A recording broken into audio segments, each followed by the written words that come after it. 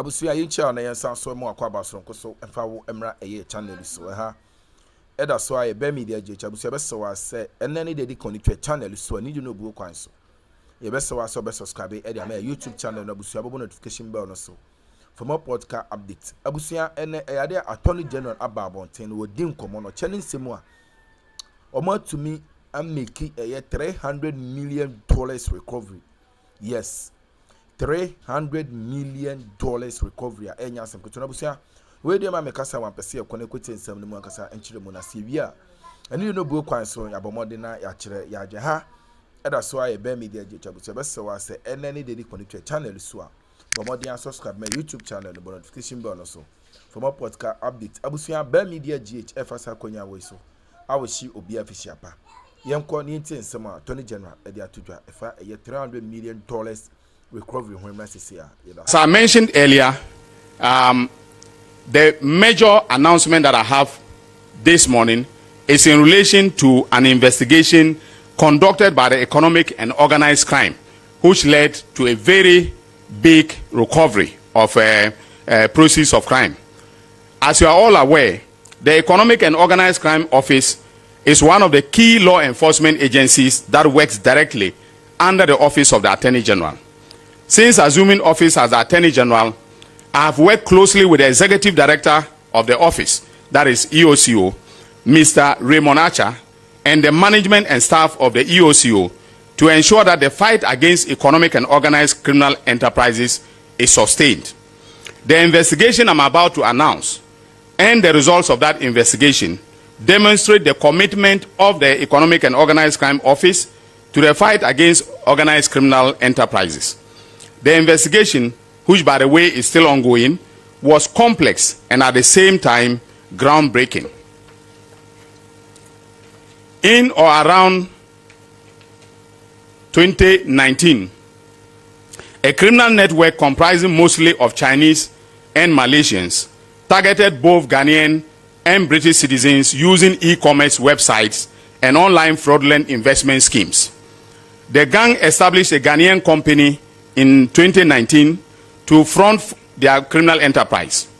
According to official records obtained by the Economic and Organized Crime Office, the company's principal business was described as general trading and online trading and marketing. This is how the criminal enterprise worked. The victims were permitted to purchase products online from the company's e-commerce website by paying a registration fee. Once the victims signed on, they were encouraged to purchase investment packages, which range from 770 Ghana cedis to 9,240 Ghana cedis. The criminals developed attractive flyers to promote fraudulent investment and categorize the investment into classes. So they had VIP 1, VIP 2, VIP 3, VIP 4 to VIP 5. And depending on the package, the price would enhance or increase. Victims were informed that they would make fantastic earnings by operating trading accounts as well as owning an online shop and trading in the company's goods on its online platform. Typical of most Ponzi schemes, victims were encouraged to embark on recruiting other victims through networking and referral systems. These investment packages could also be purchased via virtual currencies. The payments to the company in Ghana were either made by mobile money, cash, or via a crypto wallet. The criminals produced a how-to video demonstrating how to make payment using virtual currency. This video greatly assisted the Economic and Organized Crime Office in tracing the crypto wallet, which was used to receive the money and launder the proceeds of the criminal enterprise. Using very sophisticated tools such as chain analysis reactor, a software used to analyze cryptocurrency transactions on a blockchain, the EOCO identified the transfer of funds into the cryptocurrency wallet linked to the criminal enterprise. EOCO investigators established that the crypto wallets of the company were held on a crypto exchange platform called OKX, which was located offshore Seychelles. As it turned out, OKX OKX's own internal investigation suggested that the criminal cluster which EOCO was pursuing had been found to be fraudulent. The suspicion of fraud stemmed from the fact that over 1,000 transactions from this cluster originated from a particular computer IP address and from a particular location, suggesting the transactions must have been done by an individual. EOCO obtained KYC, which is Know Your Customer information, from OKX, who showed that the owner of the crypto wallet, a Chinese national who worked in Ghana under a residence permit and also worked for the company which was used to defraud several Ghanaians and British citizens. This Chinese individual was also named by Ghanaian victims as a person who directly received funds from them in respect of the fraudulent investment scheme. Having connected the dots, EOCO managed to freeze the tainted wallets and serve the freezing order on OKX. The office also worked with OKX to notify the holders of the wallets. Realizing that the wallets had been frozen, the suspects sent emissaries to inquire why their wallets had been frozen. EOCO informed the suspects about the reasons for freezing the wallets and invited them to come to Ghana for further investigation. In the course of the investigation, the company which was used to defraud Ghanaians and British victims was closed down and its operations disappeared into thin air. Faced with a daunting task, EOCO applied to the Malaysian authorities for mutual legal assistance with a view to tracking down the directors of the criminal enterprise which it had established through investigations was Malaysian. There was no response from the Malaysian authorities. EOCO became aware that the criminal scheme which was operated and promoted by Chinese and Malaysian nationals was a global operation that targeted victims in developing countries in Africa.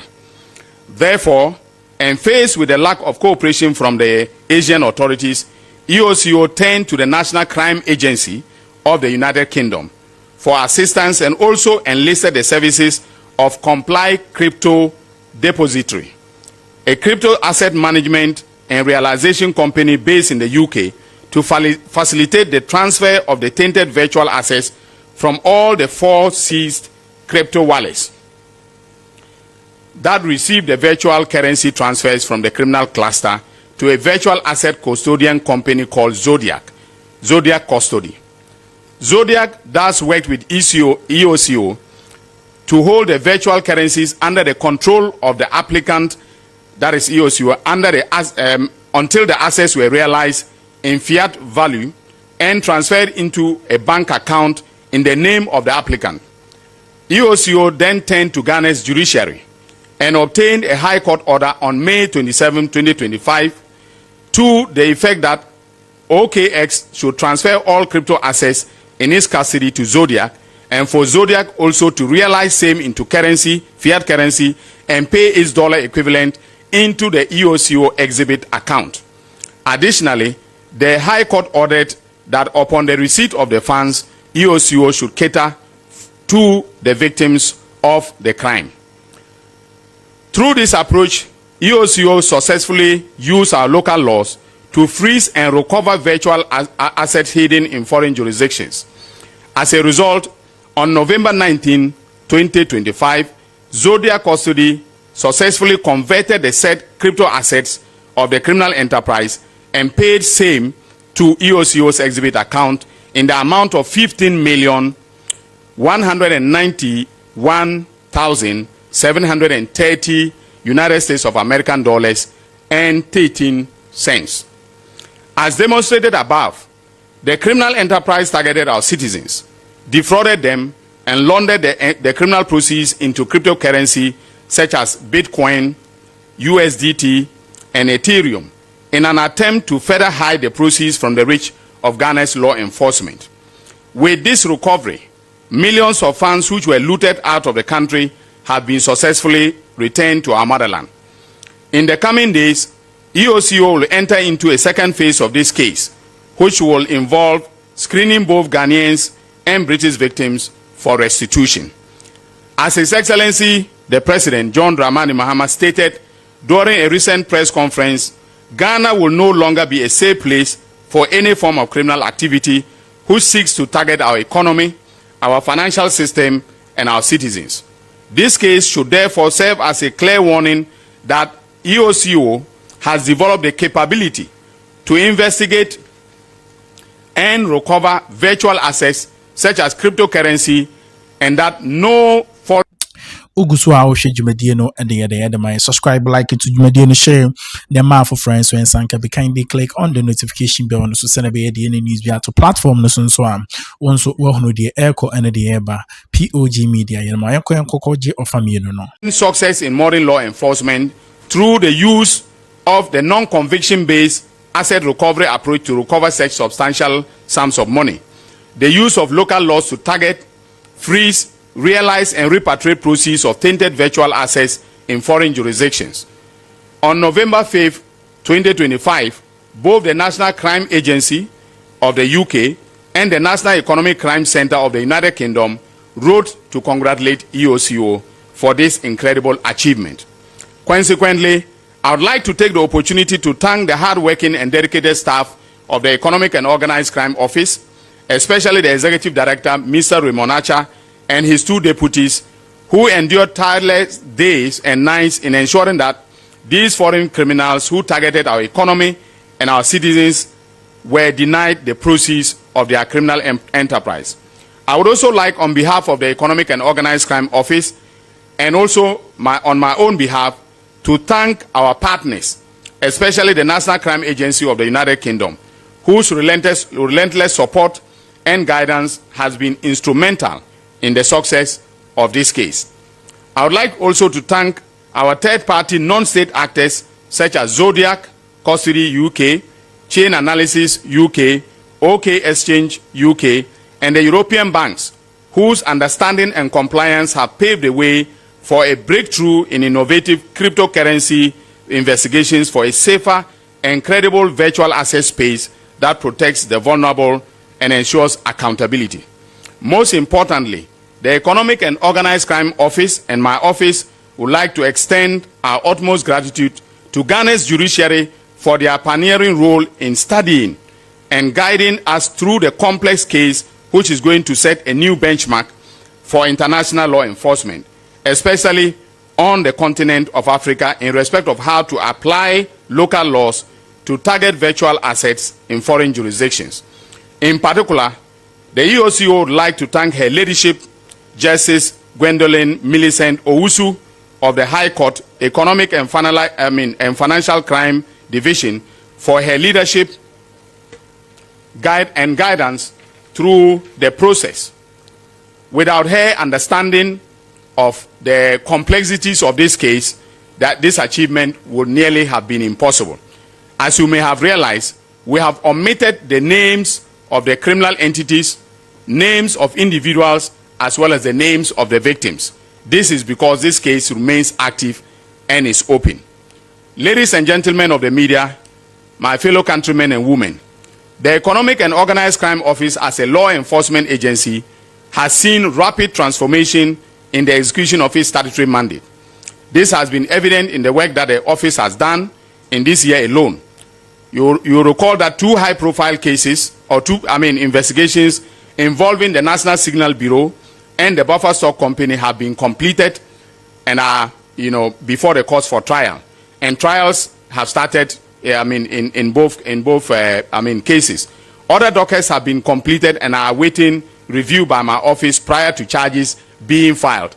And I'm sure the Minister for Government Communications will confirm later that we have another announcement to make on Monday involving some high-profile, politically exposed persons that got themselves involved in certain criminal activities.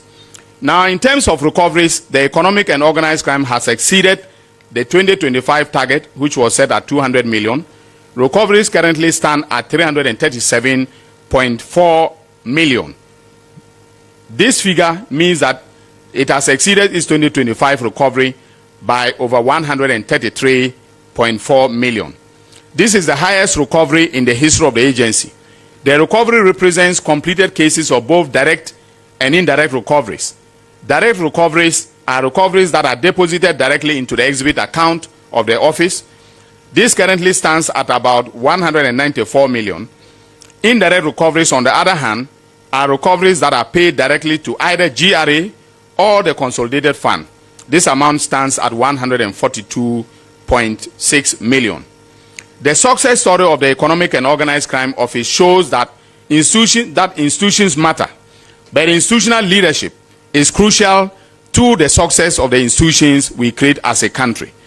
The current leadership of the EOCO shows that when leadership bestows integrity, institutions perform their mandated functions optimally.